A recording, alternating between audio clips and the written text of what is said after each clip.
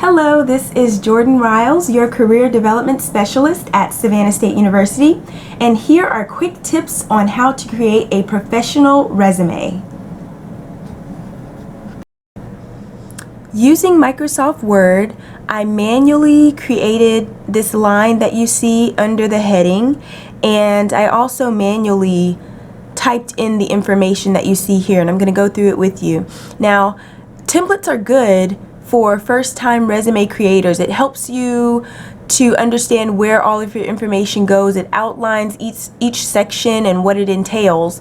But sometimes templates make it hard to make changes later on, and your resume is something you want to change over time. You want to update it. You want to be able to add organizations you join or job opportunities that you get without the trouble of having to navigate through the extra spaces or the grid lines, the invisible grid lines that most templates have. So Microsoft Office offers templates, but it's good to just start from a blank Word document.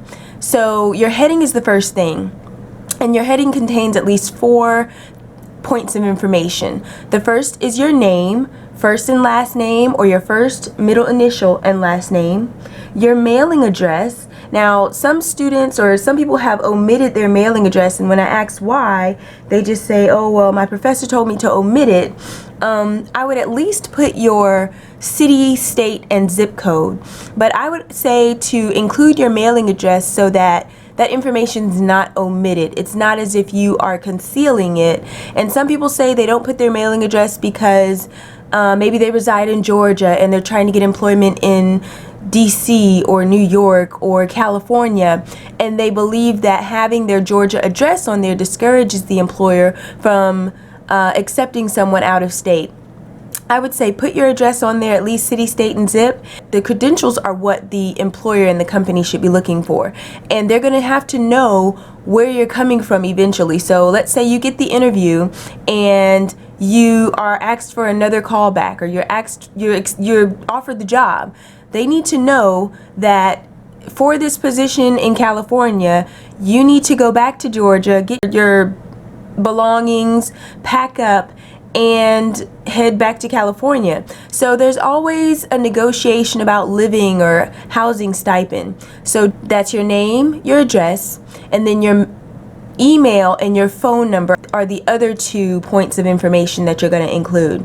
So that's your heading. So I put this line here by going to Shapes, up above, Insert,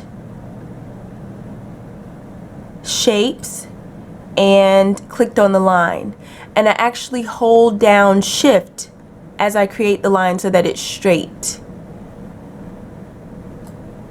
And then you can use black, blue, but try to keep your colors uniform. Try to keep them a hue that's professional. So I had that burgundy on there, but you can use black or dark blue, and make sure that your heading, and as I get into cover letter creation, make sure that your heading on your resume is simultaneous or uniform to the heading on your cover letter. So that's your heading. The next point of information is going to be your objective or your professional summary. And I have both listed, and I have both 2 options listed for a lot of these headings, and I'll explain them to you. But you're only going to list one. So that objective or professional summary, you choose what you'd like for it to be called. So I'm going to say professional summary here. Either one is fine.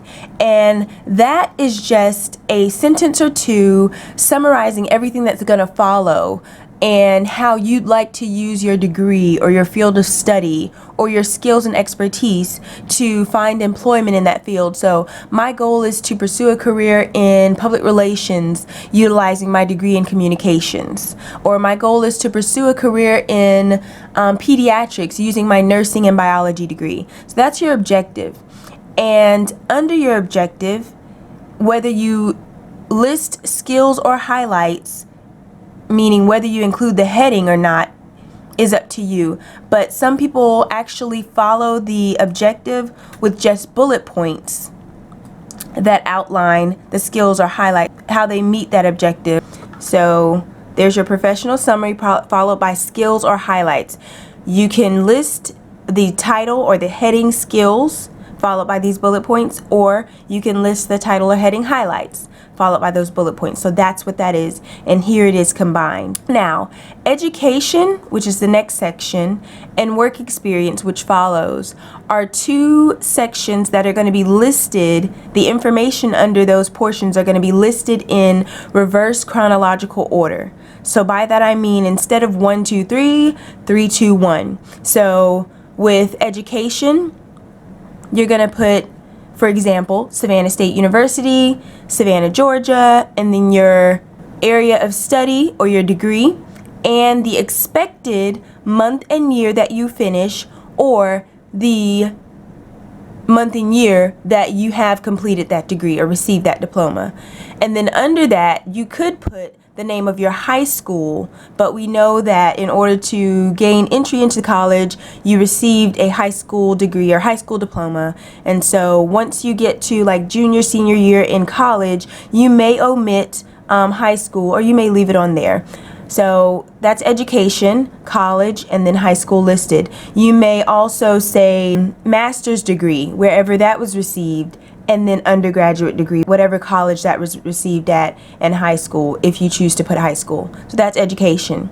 With work experience, you're going to list your work experience in reverse chronological order. So if I worked at, I'm just going to say stores for now, to use those as an example. If I worked at Belk's in 2012, Macy's in 2013, and Dillard's in 2014, I'm going to put Dillard's, Savannah, Georgia, 2014, Macy's, Savannah, Georgia, 2013, and Belk, Savannah, Georgia, 2012.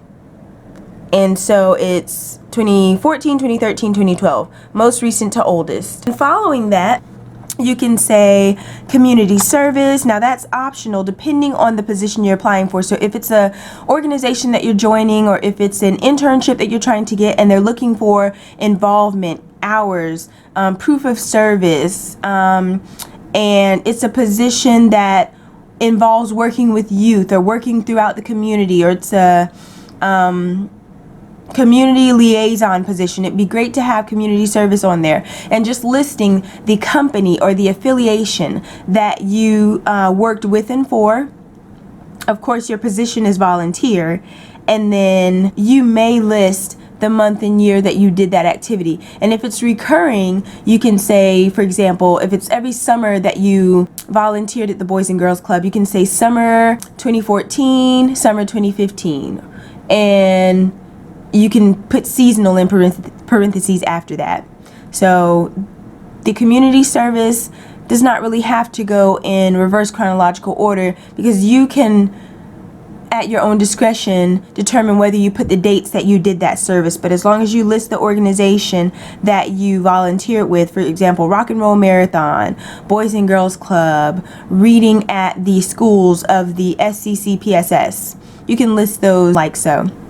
And then organizations that you're a part of, that you're a member of, or you can say affiliations or leadership, depending on your positions or rank or however you were involved in that organization will determine how you list that heading. So you could say leadership if for National Council of Negro Women you were president one year, NAACP you were the secretary, Residence Hall Association you were the treasurer, and so on and so forth.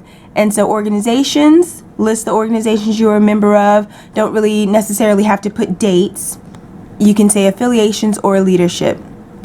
And some other things that you can list are projects or notable works. Let's say you're a communications major and you have some edited movies or films. You can list the names of those films, the names of those projects.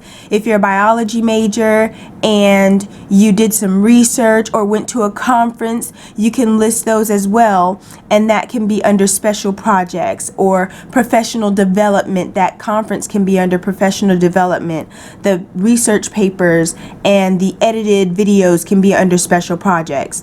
And then of course, to save room and to have your references on a separate sheet, you can say references upon request, or just omit that, and it's understood that if your references aren't listed on your resume, then they can be asked for and you'll provide them upon request.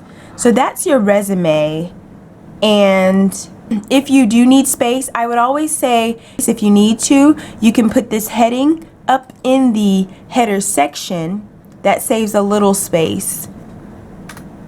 And it'll be kind of lightened even when you print it, but that saves you a little more space at the bottom. So try to keep your resume to a page, because you're submitting your credentials, you're submitting your resume and experience among several others, and you want to give those employers and those potential hirers a quick screenshot of just who you are. So you don't want it to be too lengthy. So try to keep it at a page and a half is okay. But this is your resume. Now your CV, or your curriculum vitae, is experience from lifelong. So it may include a little more detail, descriptions of what your job duties were each company.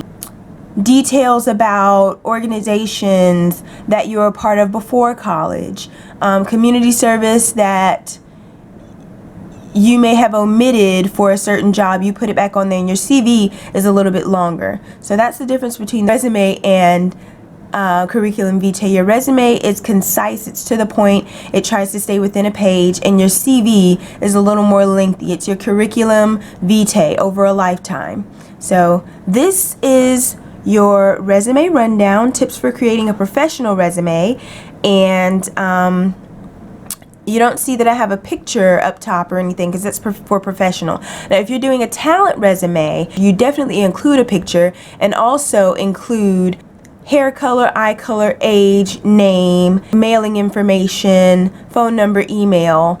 And then your experience would be plays or modeling gigs or other entertainment related experiences that you have. So there's a difference between the professional resume and the talent resume. So this is your professional resume, and you can put any questions you have in the comments below. You can email careerservices@savannahstate.edu, send a sample of your resume, and we'll critique it and send it back to you.